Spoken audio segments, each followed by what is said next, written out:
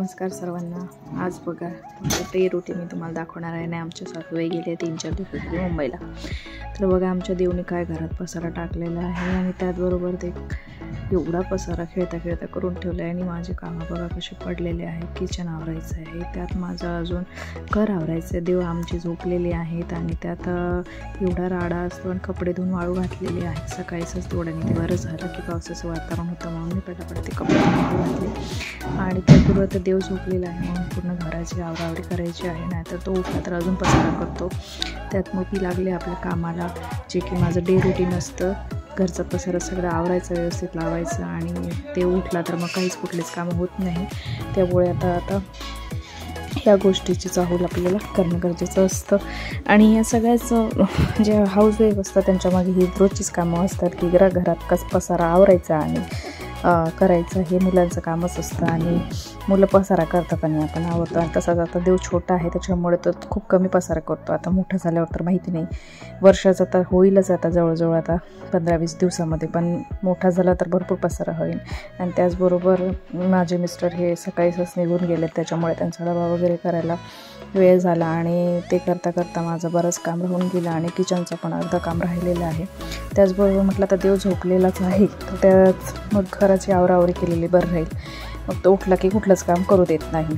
आणि त्याचबरोबर माझं अर्धा स्वयंपाक झालेला होता आणि त्या राहिला होता. त्याचबरोबर मला आता भूक लागलेली, त्यामुळे मी नाश्ता करायला घेतला.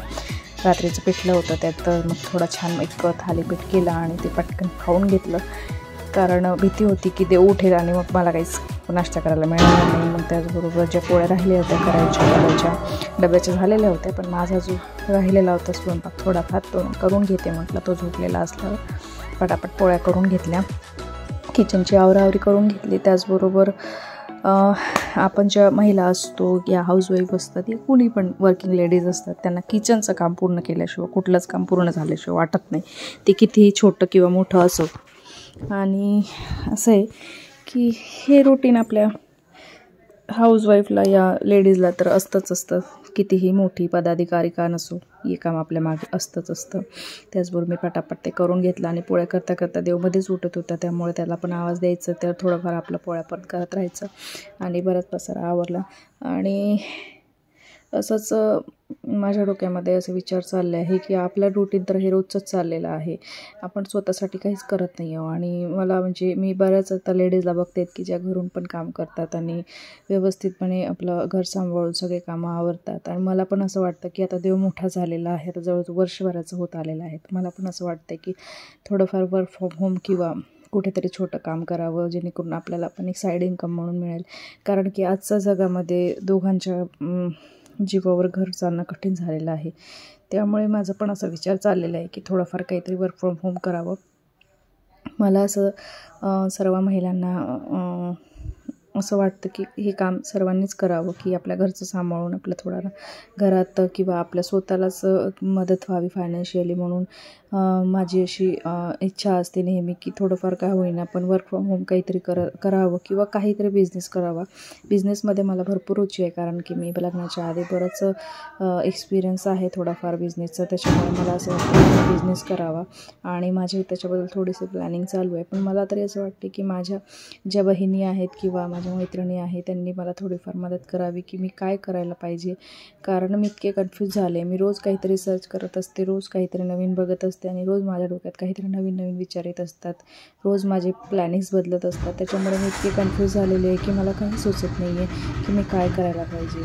त्याचबरोबर मी अशा काही हाऊसवाईफ आहेत ज्या सगळं आवरून सावरून सगळं व्यवस्थितपणे पार पाडतात. आणि मला पण असं वाटतं की मी पण ते त्या पद्धतीने करायला पाहिजे.